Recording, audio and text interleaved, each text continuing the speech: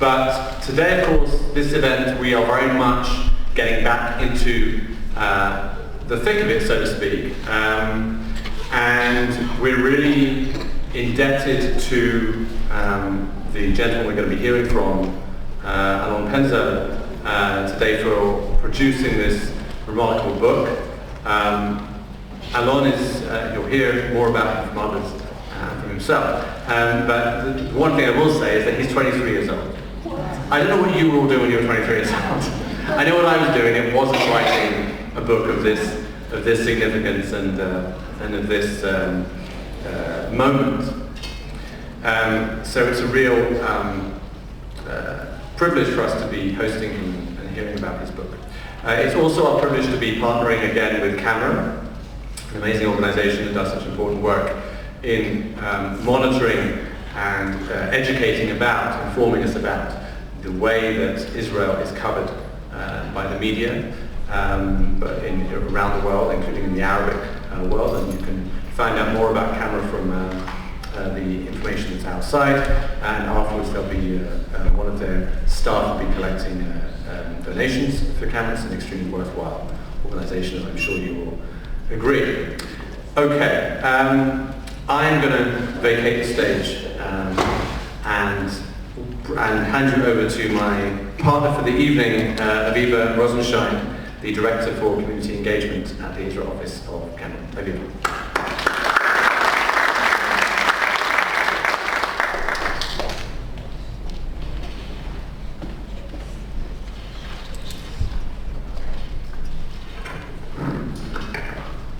Thank you, Paul, for the introduction. We are grateful to the Bacon Center for this wonderful collaboration with Camera on the launch of Alon Penzel's vitally important book, Testimony Without Boundaries.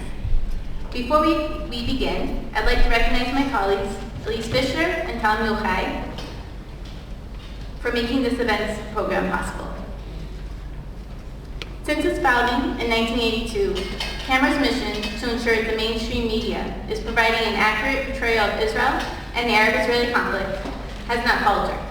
To the contrary, Camera's scope has widened to monitor and correct coverage of Israel within print and online media and social media within our various departments covering North America, the UK, Spain, Western affiliated Arabic media, and Israel. And since the beginning of this year, Camera acquired 395 corrections throughout mainstream media outlets, reaching an average of just about 2 corrections per day. Since October 7th, Camera's Arabic department received 119 corrections from BBC Arabic alone. Through Camera's Education Institute and Campus Department, Camera's researchers, with the help of student Camera Fellows and leaders of student-recognized Israel clubs, monitor the classroom syllabi, as well as content put out by university newspapers and guest speakers, invited by student organizations to address their fears. Camera supports students at over 80 universities, spanning across the US, Canada, the UK, and of course Israel. And in recent years, Camera has further expanded its reach to the elementary and high school level, as inaccurate anti-Israel material is dispersed more prevalently in the classrooms of children. Given the decades of experience my colleagues and I have with confronting a wide range of errors, from unintentional mistakes to outright blood libels against Israel, we found that the flood of falsehoods, and in some cases extreme anti-Israel and anti-Jewish hostility that we were met with after October 7th was unprecedented. Educating university students, answering difficult questions, countering egregious lies spread about Israel, routinely proliferated by professors, but often coming from the mouths of 18-year-old Westerners, is my expertise. However, even I was shocked by the immediate support of college students of Hamas and the denial of its atrocities while the massacre was still occurring. But without skipping a beat, Camera staff were available to support, guide, and help confront the many outright lies, attacks, and harassment that lay ahead for the Zionist students. And here we have with us today another college student, Alon Penzel. At age 16, Alon received the prestigious Ramon Award for excellence in leadership after publishing his first book, The Way Life Could Be. He served in the military as a spokesperson for the foreign press in the Unit of Coordination of Government Activities and Territories, and currently represents the State of Israel in the international arena at global conferences. In the summer of 23, Alon completed his year-long Camel Fellowship, where he excelled in executing thoughtful educational events for Haifa University peers and published thoroughly researched articles. When I heard from Alon, just days after October 7th, looking for ways to help, I wasn't at all surprised. He understood immediately the urgent need for the world to hear from Israelis to understand the gravity of what's happened in our country and to our people. Before most of us could even comprehend it ourselves, while we were afraid to leave our homes and fear of being met by a rocket or even a terrorist, Alon was already traveling to the devastated kibbutzim, collecting testimonies from the victims, well before many of us had the strength to look them in the eye and take on their pain. After experiencing the darkest day in Jewish history since the Shoah, we are here to fully understand and accept the need for all of us to do our part in keeping alive the voices who are no longer here with us. Hearing from Alon and sharing his book, Testimonies Without Boundaries, is one way we can honor the victims of the October 7th massacre and work to ensure that such a tragedy does not happen again. I'm thankful that we have one of the most influential persons in Israel and the Jewish world here with us today to help us lead us in this endeavor. Avi Meir has held positions in some of the world's leading Jewish organizations, including being the most recent editor-in-chief of the Jerusalem Post, managing director of global communications at the American Jewish Committee, and the international spokesperson for the Jewish Agency for Israel. I was first acquainted with Avi when I came across an article he wrote for Cameras on Campus magazine while he was a young, ardent high school activist. And later, I met Avi when he was a trailblazing social media expert at the Jewish Agency, and with 250,000 followers on X, I think they were onto something. Before we begin, we're going to show a short clip, and then I'll welcome Avi to begin our conversation with the author of Testimonies Without Boundaries, Alon Penzel. Thank you.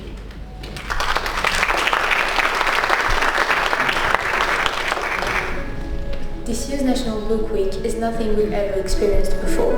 The shelves of all Israeli bookstores are now filled with books written about the October 7th massacre. Today, we decided to meet with Alon Penzel, the author of the book Testimonies Without Boundaries, which tells the stories of those who survived the darkest day in the history of the State of Israel. The book contains over 60 testimonies, most of them exclusive ones that haven't yet been exposed, that even the Israeli public itself has not yet been exposed to, that it is not yet aware of, obviously not the international community. The testimonies basically come from Zaka volunteers, from Israel's Medical Forensic Institute, where the bodies that have not been identified are examined, Nova survivors, those who survived the festival and basically lost their beloved ones, and many more testimonies of those who were part of the most difficult, complicated, horrific day in the history of the State of Israel. The purpose is to distribute it worldwide as much as possible and to get it to the most important institutions such as the UN and the White House and parliaments all over the world. The process was very complicated, to say the least, not only for me, obviously, also for the ones who gave the testimonies. It was very close to the events.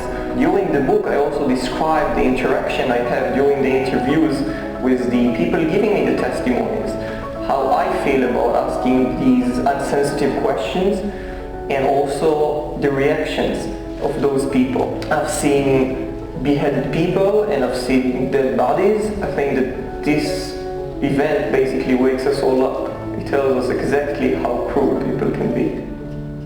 I would say that I'm also in cooperation with the Ministry of Foreign Affairs and the Ministry of Disapura, an Israeli organization called Israelis. The book is very significant mainly because it is uncensored. It tells the very true story of October 7th. The ministries that I described have already purchased thousands of copies in English in order to distribute the book in over 100 countries all over the world globally. I've sacrificed my mental soul, my mental health during the last 8 months for the State of Israel. Now I'm expecting everyone to take this book and distribute it as much as they can to make sure that people are exposed to the atrocities. This is our reality. And I'm going to make sure no one is able to deny it.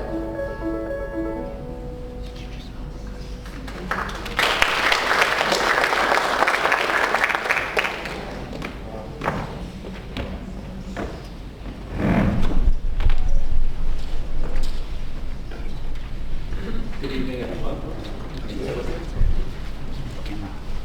Good evening, everyone. Thank you, Paul, and thank you, Aviva, for those remarkable introductions. Thank you to the Hagen Center and to Camera for hosting this important event. And thank you to all of you for coming out this evening and sharing this experience with us. I think it's notable that we are gathering here, I believe it's 8 minutes after sundown, and it's now the 17th of Tammuz, the start of the 3 weeks. You all know, of course, that the 3 weeks culminate with Tisha B'Av, the 9th of Av, in which we read the book of Eicha, the book of Lamentations, which recounts some of the atrocities and horrors that were visited upon the city of Jerusalem during its destruction in the year 70 CE. And the descriptions there are quite graphic and very disturbing. Stories of women who were so crazed by hunger that they cooked their children and ate them. Of young people being dragged away in shackles and chains, of a city desolate with foxes walking through the ruins of a destroyed temple. And as I read your book, Alon, it occurred to me that this could be a modern day Eicha. In many respects, the stories that you bring to this audience and to the audience that will be reading this around the world are reminiscent of the tone that we read on Tisha B'Av, the pain, the horror that is often too difficult to believe, but of course, not too difficult to have actually happened. And it's a tribute to you that you have made this available to us, and I just want to start by saying thank you for putting yourself through the, I'm sure, tremendously taxing endeavor of writing this book and bringing it all to our attention. But before we jump into that, let's talk a little bit about you. We now know that you're 23 years old and that this is not your first, but rather your second book. You're from the Haifa area. Tell us a little bit about your background and how you got to where you are today. Hey guys, so I'm very excited to be here today. Thank you so much for coming, all of you guys. I appreciate it. It means a lot to me. So about me, first of all, thank you for being here with me as well. I'm 23-year-old, I'm from Haifa, I'm second year political science at the University of Haifa. And I think that my entire life has been basically devoted, or I've been devoted to Israel's diplomacy, even if I wasn't part of Israel's MFA, in Ministry of Foreign Affairs. I've always wanted to influence and make an impact somehow to change the situation, the diplomatic situation Israel is at.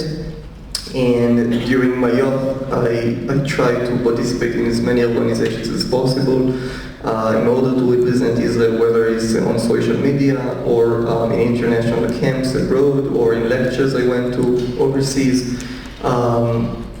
And obviously October 7th changed everything, and it forced us to do something even more significant to I don't know if I can say just help Israel's diplomacy, because it's mainly also commemorating the stories of those we lost and those who are no longer with us today.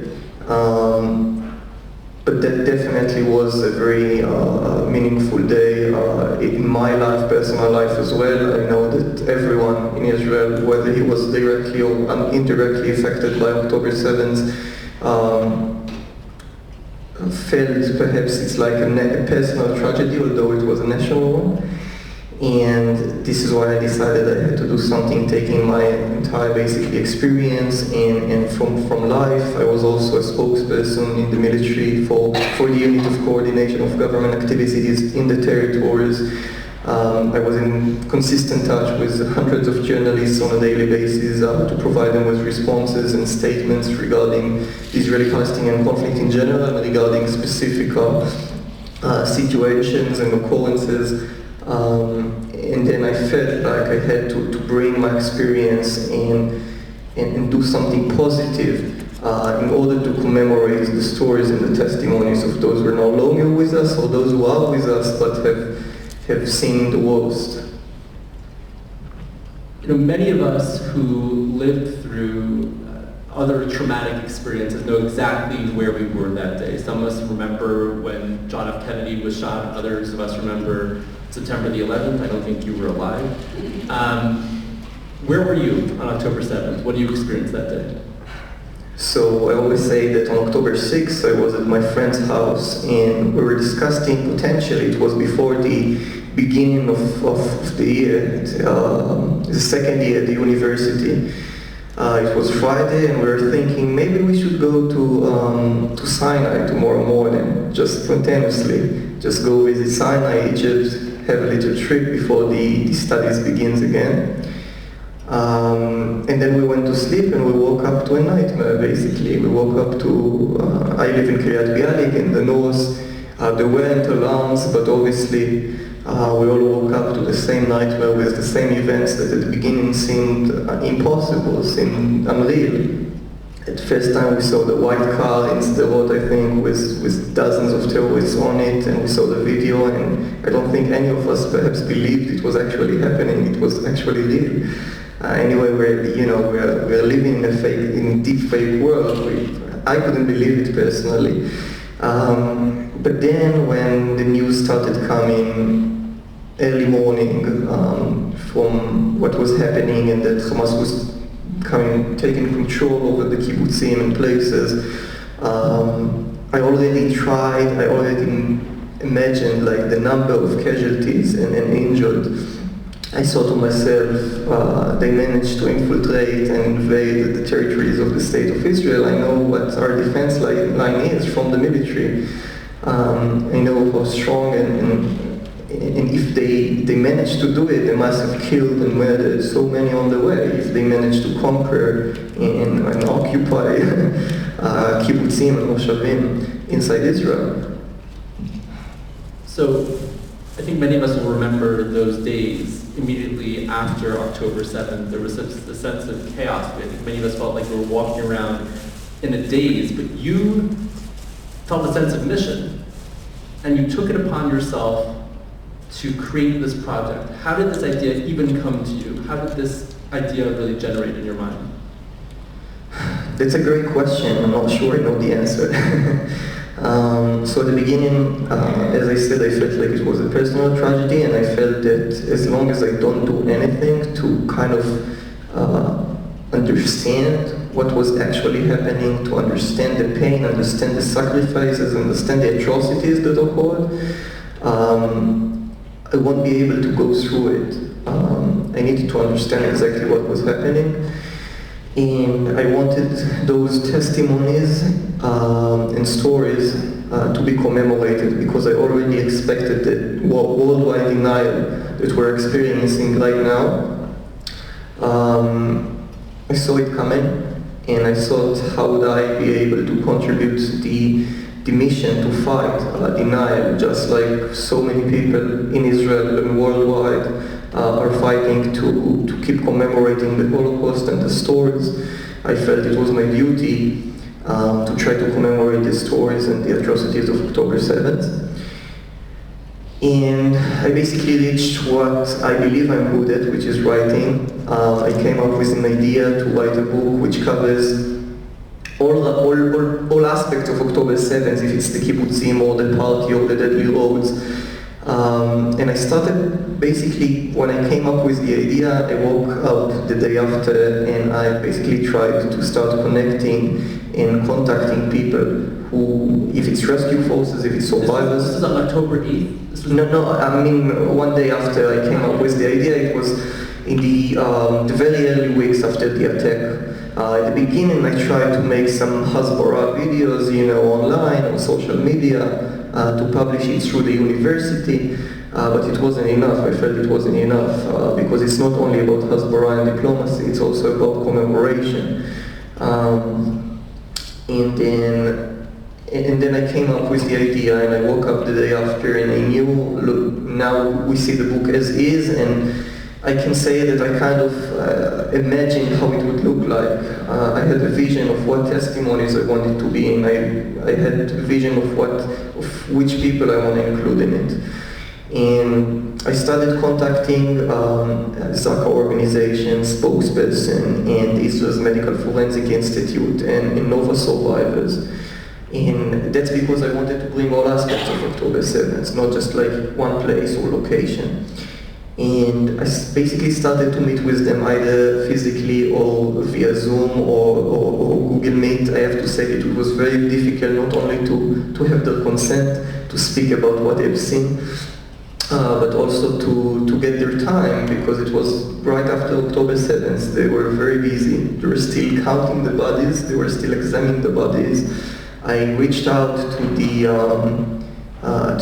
to some people and the spokesperson. Some told me, it's not gonna happen. Like, it's not gonna happen. You have to forget from it, because we get like requests from the New York Times and from the BBC who want to speak to our people. We won't let a 23-year-old a guy who says he wants to have a book about October 7th have our people's time. And if I got those rejections, sometime I reached out to the specific people and volunteers in rescue forces.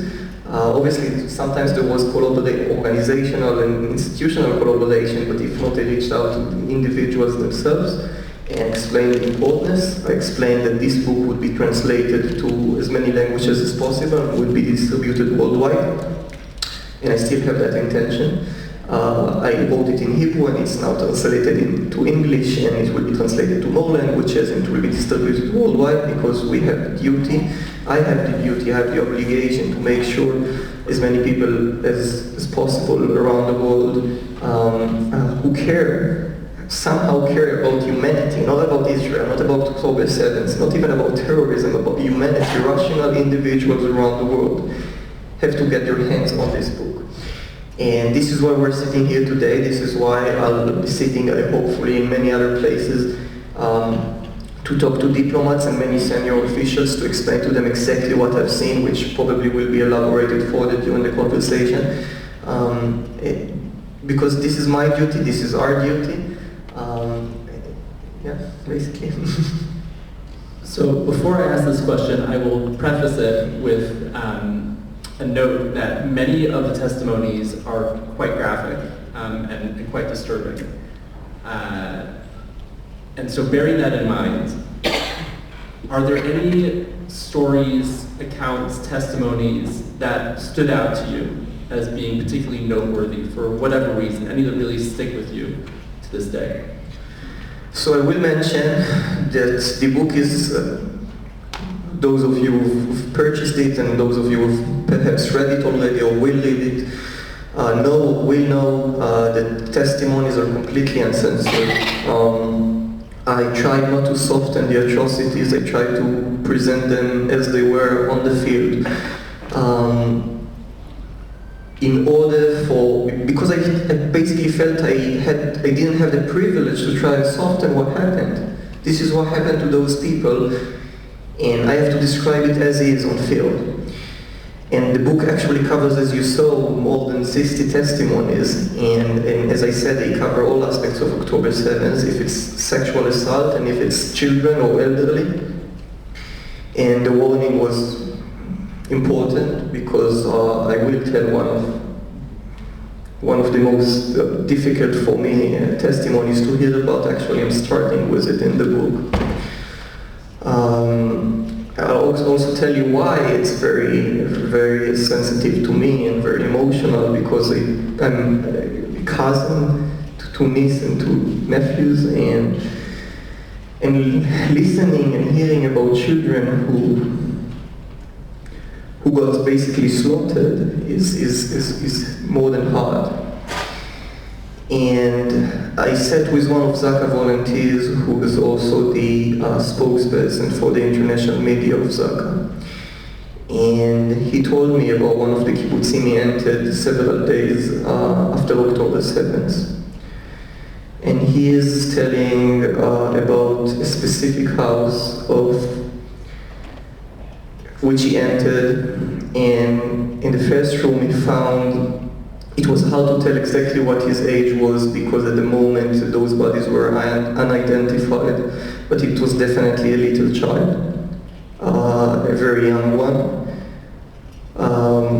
who was shot and burned.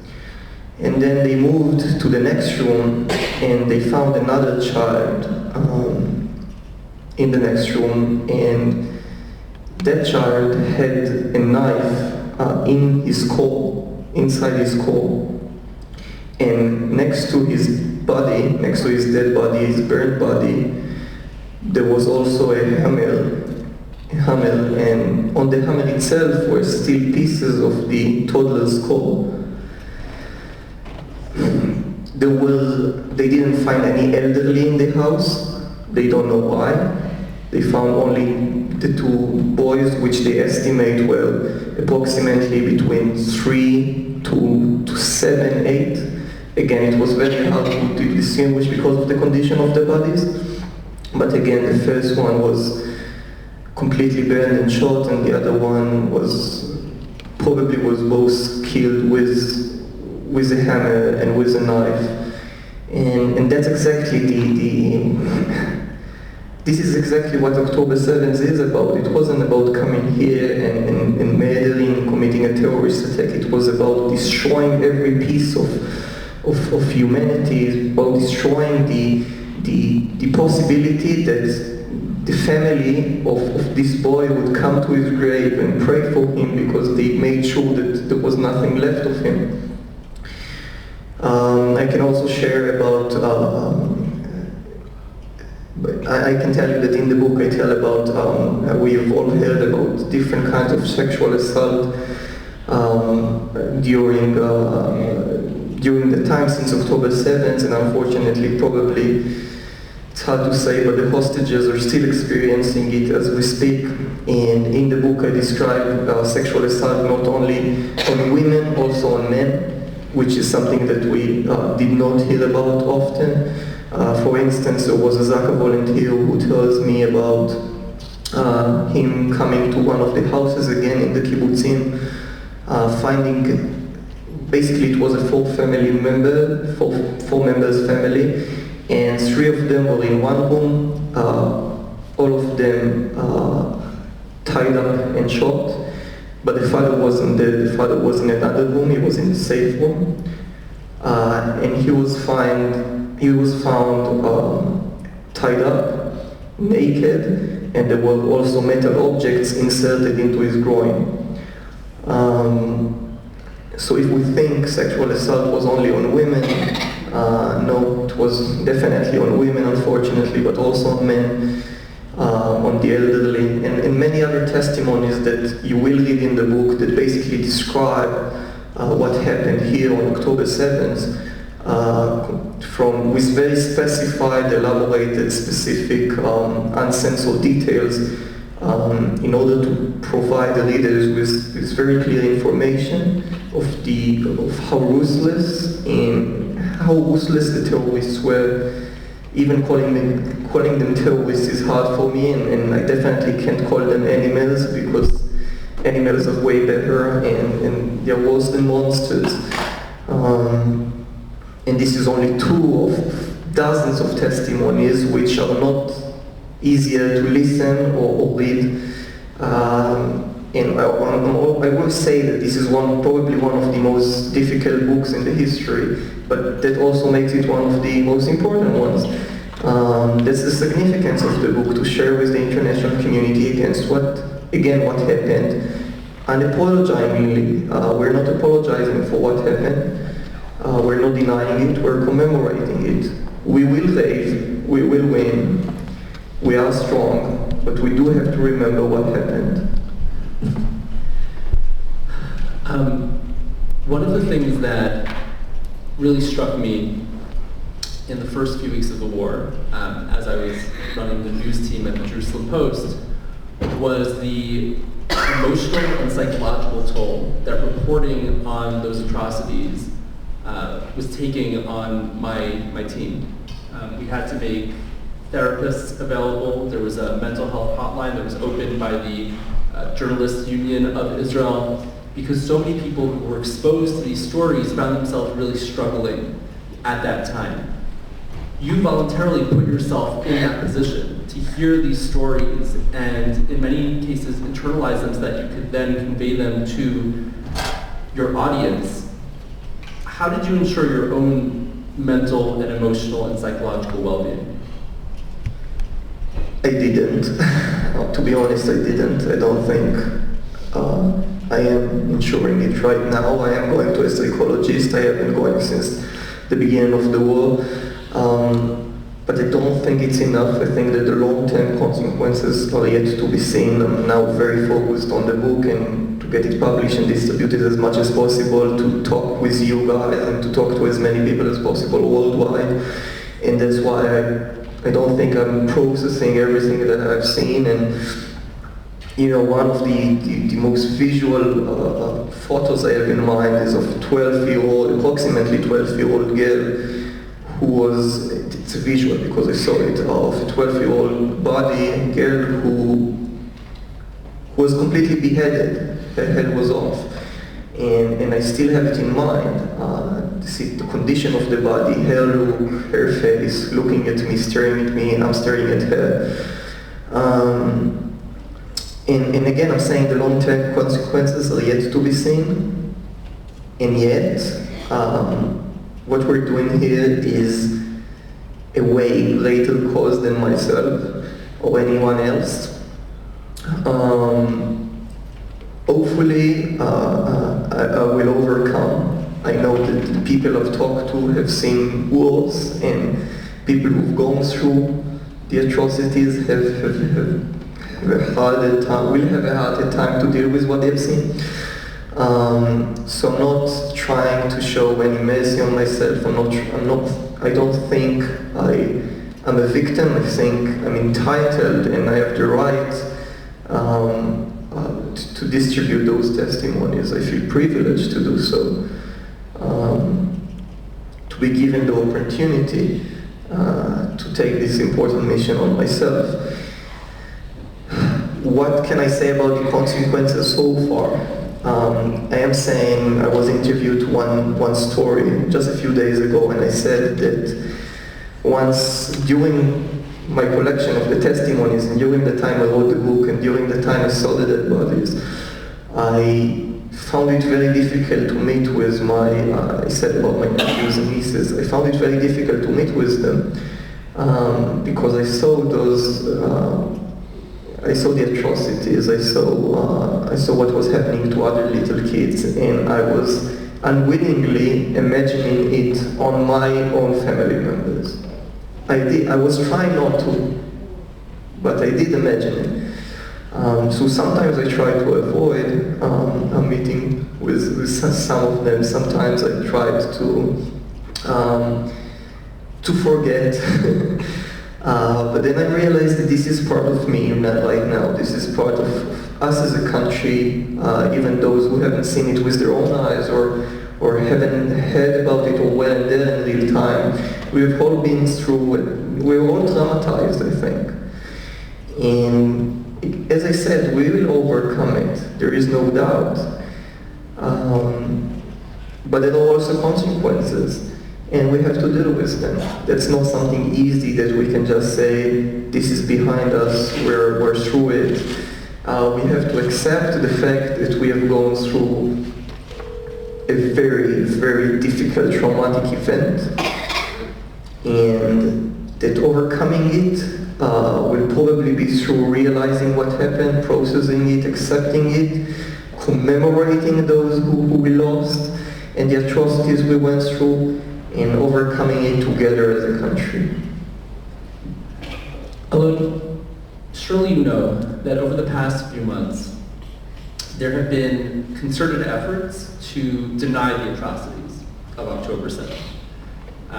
All sorts of hostile actors have launched essentially media campaigns to discredit all sorts of accounts of what transpired on October 7th, including from some of the organizations that you mentioned earlier, and of course the instances of sexual violence. How do you respond to that, and how did you ensure that your book was bulletproof in that respect, that it could not be challenged in the same way? So first of all, I can tell you, I'll be honest and say that it will definitely be challenged by people in the international community. There will always be denial. No matter what we give the international community, there will always be denial. And even the testimonies here, and I'll just elaborate about how I was able to verify the testimonies, they will also be denied, definitely. we know how it works. But in terms of verification and trying to basically make sure that every testimony actually occurred, first of all, I had the testimonies from the volunteers and the rescue forces. That was the first step, and then I tried to make sure that I heard it from other volunteers and rescue forces as well. And then I tried to see videos and photos not only of the atrocities they describe, but also some of the videos, some of the atrocities and that they are in the videos, that the volunteers who are giving me the testimonies are in the videos as well.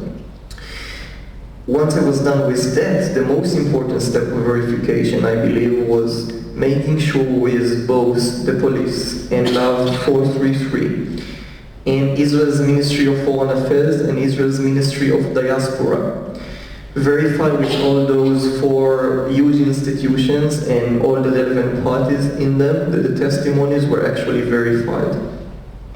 And in terms of Zaka, for instance, to make sure that all the volunteers in my book went to the police and gave the testimonies, and that the testimonies were approved by the police. And you know, I went to the Israel's Ministry of Foreign Affairs and the Israel's Ministry of Diaspora because I wanted them, and I still do, to distribute the book as much as possible and send it to as many embassies worldwide. And obviously they are governmental institutions.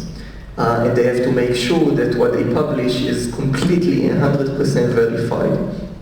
And they told me, well, we need to take some time to go through it. We'll send it to as many people as possible in our offices, and we'll have them go through their book. And once they were done going through the book, they were confident.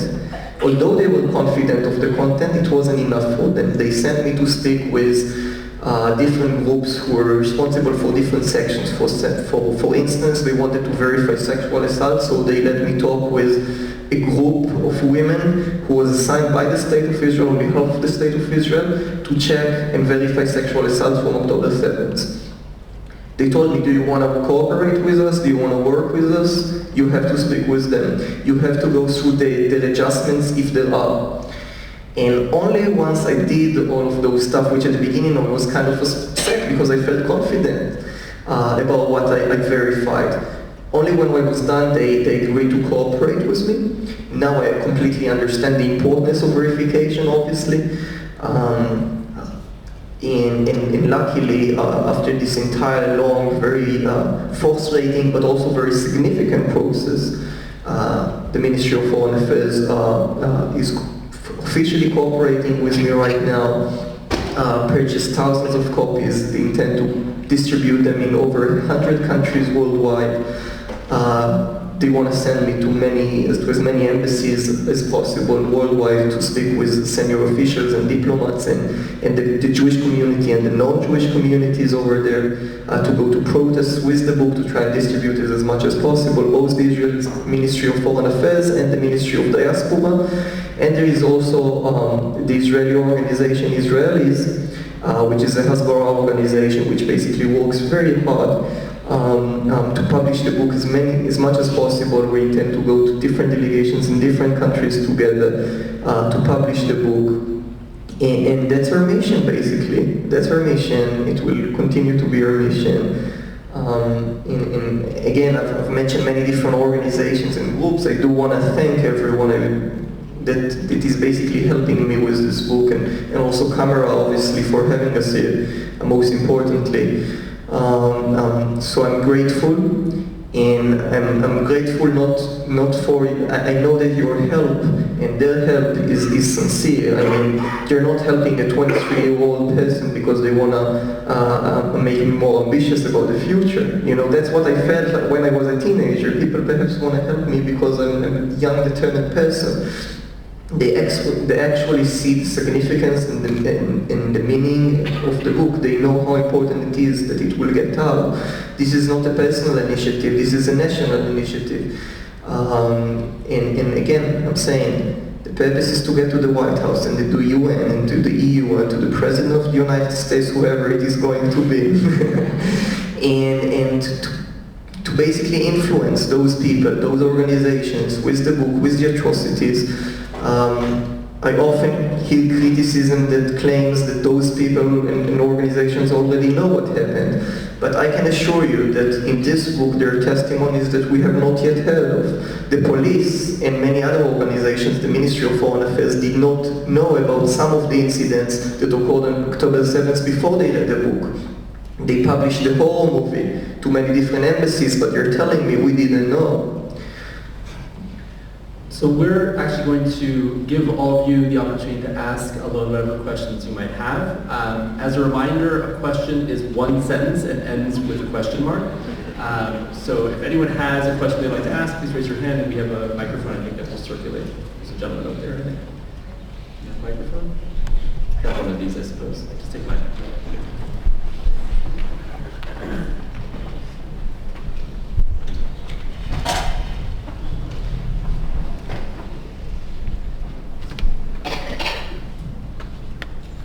How do you explain the fact that this book was written by a 23-year-old poli-sci, second-year poli-sci student and not by the Hasbara government institutions? And if there's something wrong with our Hasbara, with the organization of our Hasbara, what needs to be done as far as you can see?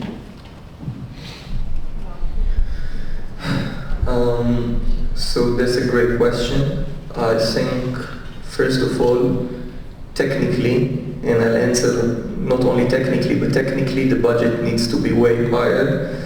The budget Israel as a country dedicates to Hasbara and diplomacy. And generally, I do think that this is a great example. Perhaps bringing young, ambitious individuals to the front. Those were not officially obligated to the country, so-called if you let an official from the Ministry of Foreign Affairs speak to senior diplomats or leaders from a different country, so his credibility is controversial from the very fact that he's an employee of the government of the country. So if you send individuals who are not obligated to the country and just basically make Hasbara and diplomacy on their own just because they see its importance, and so I think it looks different. For instance, I can tell you that I spoke about the different embassies that I intend to go, that the Ministry of Foreign Affairs intends to send me there. I go there because I see the importance. I don't actually get paid for it. I don't actually do it because in order to finance myself or to make a living. I do it because it matters. In mentioning it matters as well because people understand while listening to me that I do it because I care about it. And perhaps this is the method, thinking about coming up with people who are not obligated to the institution. In making Hasbara in a different way that we haven't yet, I think, tried. And we also have to believe that it can work. We're always saying people would hate us anyway. So people would hate us anyway. The question is, what is the amount of people and how much hatred would we tolerate when we are abroad? And I do think we can make an influence on the diplomatic situation of Israel. I do think there is a place to work harder and make an impact. And I'm looking forward to trying to do that personally.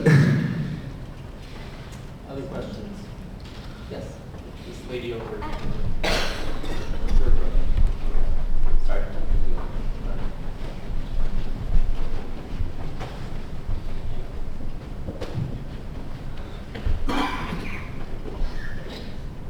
Hello, Alon. So I'm from Taiwan. I also wrote a book about the 7th October in Chinese. And it's very hard to explain to people, but my question to you is Israel is a young country with young children. What's the age, minimum age requirement you think for the children who want to know exactly what happened? Do you suggest that 8 years old is the minimum to read your book? And I really want your book to be translated into Chinese. Thank you. So the book is hard to read and does include many difficult descriptions. I think there is a warning on the back of the book. I think that obviously the minimum is 14, not less than that, and it depends on the individual. I think it's very subjective. Yeah, that's a great question. I think that we should try and get to as many people as possible, including young people who might be more sensitive and anxious about what happened, and this is the most sensitive period, obviously that age, but this is also a very important age. This is a very curious age to know about the truth and about what happens and to find out more, not just listen to what it hears in the news, but also to try and deep in and try to get more information. So I'm aware of the criticism. I'm not saying you're criticized. Generally, I'm saying that for children or teenagers it might be too hard. But I do think there is a place for the subjective individual teenager to try and figure out whether he's capable of reading the book. And I can also tell you that a very important thing, I knew it would be difficult not only for teenagers but also for old people. And what I did in the book, and you can see it inside, is that I tried to divide it into titles. Different kinds of atrocities that occurred. For instance, if for an individual sexual assault is too trigger, but he does want to read about other events from October 7th, so he can do it because he sees the title and he won't read this specific testimony, he will read something else. If there is a parent who is too worried about reading about children, he can read about other stuff. I try to make it as accessible as possible to as many people as possible. But I'm not trying to deny the fact that the book is hard to read. This is our reality, so I couldn't make it easier. And I think it's a subjective decision for each individual, what to read, how much to read, what to get exposed to, in what extent, it's basically subjective. And Chinese, can you repeat the Chinese question, like to translate it? Hopefully it has not yet been translated to Chinese. If you have any idea, I'll be more than glad to cooperate. We're on budget. I'm on budget, I'm trying to translate it to as many languages and distribute it as much as possible. Now it's on Amazon. So it's not only about translating the book, it's also about marketing it and getting into the American and British market. And I just looked at Amazon a few days ago, and this is really a challenge because there are so many pro-Palestinians who read the book, just rate it 1 star just for, and I saw the position of the book in Amazon. We're basically in a race with Al-Tamimi's book on which book is sold more. So definitely we have to invest money and efforts also in distributing it and making sure that it gets to the American and British market. So if there is any idea for translation, I'll be more than happy to collaborate. Chinese is definitely important, and this is definitely one of the targets, destinations, absolutely. Additional questions? Lady up here.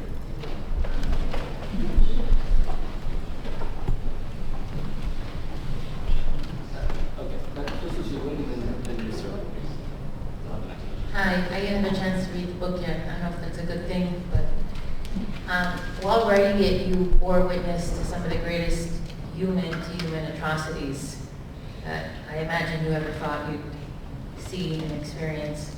How has that changed your perspective of the Gazan people as a whole? You described Hamas as you said they're indescribable. Has this changed your perspective as an Israeli citizen? And also, one more thing. To what extent do you feel Israel underestimated the depravity of our enemies? So regarding the question, the first question you're asking about the people in Gaza in general, just How not that changed your perspective of them? the residents in general. So I have to be honest and say that it's been 9 months, I think, 9 months approximately since the attack. And I haven't completely made up my mind yet about what I think politically about the situation, what I think should happen in the future with the war, with the territories, with Hamas, generally, you know. Those are very difficult questions that I don't think I do have a very strong answer to give. Probably I would have given you a very strong answer before October 7th, and then everything changes and you think twice. And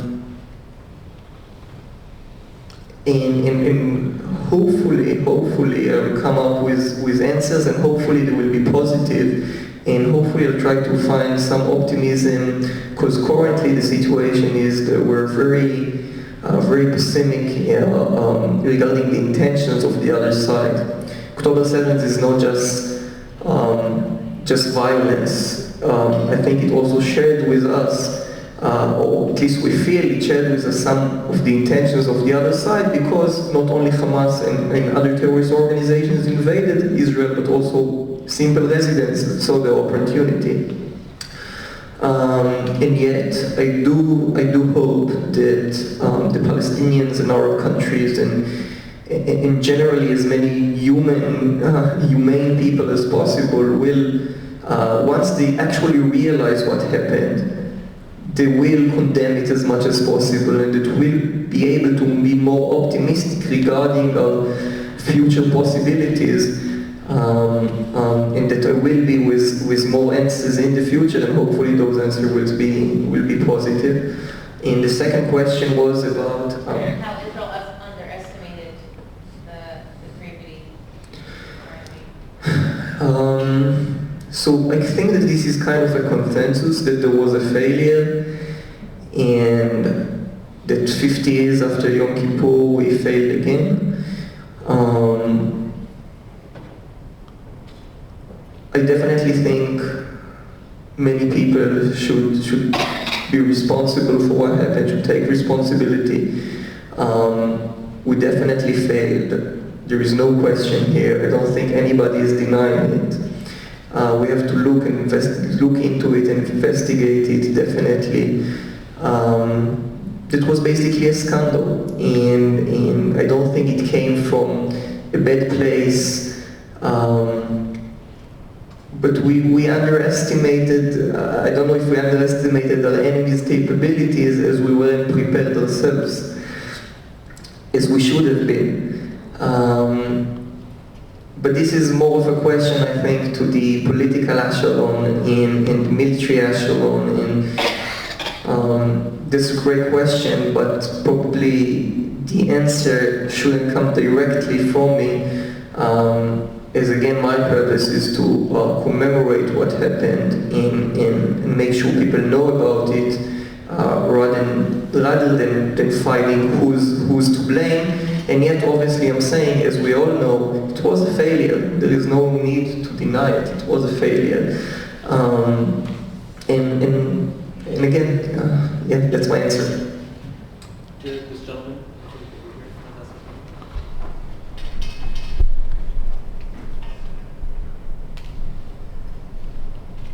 I hope at the top of your list of people to send the book to is J.D. Vance. You know who he is. Yes. It would make a great impression, I believe, for this man to read the book. Many people in mind. He is going to be a primary figure in the United States for the next 12 years. But the question, yeah. Any other questions before we wrap up the segment? You have a question? This gentleman.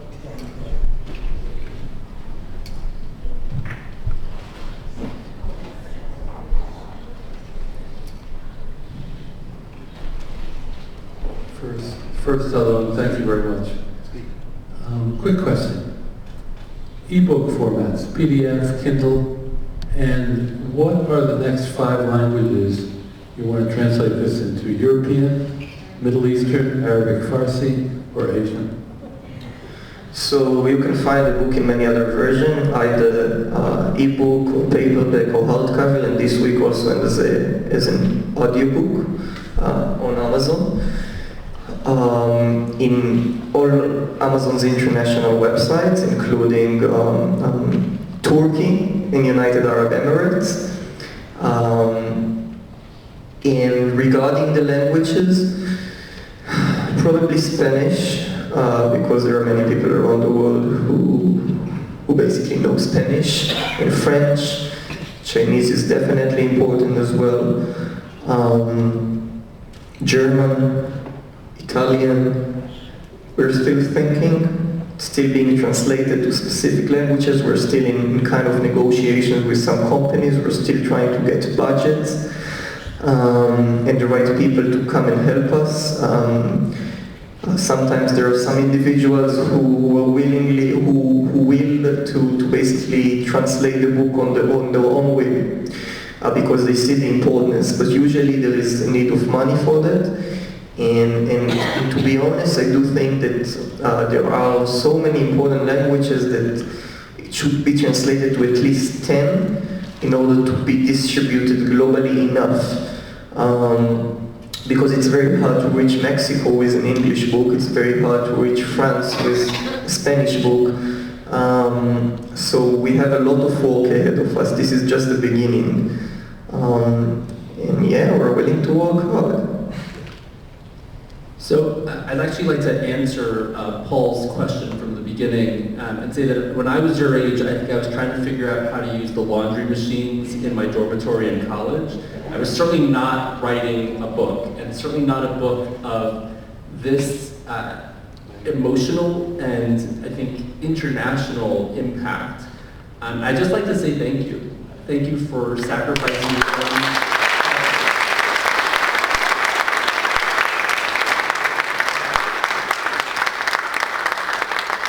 Thank you, Alon, for sacrificing your own emotional well-being to create this text, which I think is truly historic. I think that this will have an impact well beyond perhaps even our lifetimes in documenting the atrocities of that day and ensuring that the stories of what transpired and what was visited upon us is not lost. So thank you so much. Thank you, guys. And I will say one other thing. I do want to thank, first of all, there is a hero here, Nathan Koenig, who's a volunteer of Zaka, who is in the book, who is sitting here with us today. I totally appreciate your arrival. I completely appreciate everything that you've given us in the testimonies. It means a lot. It wouldn't have happened without you. I would like to thank you all for coming. I would like to ask you, thank you, to try and distribute, those are my handles. You're more than welcome to talk to me, to reach me. And I am asking you deeply and sincerely, try and distribute and send the Amazon link to as many people as you know as possible in Israel and abroad. It's super important. We're fighting for our country here. and we need you for that. I need you for that. And thank you for coming.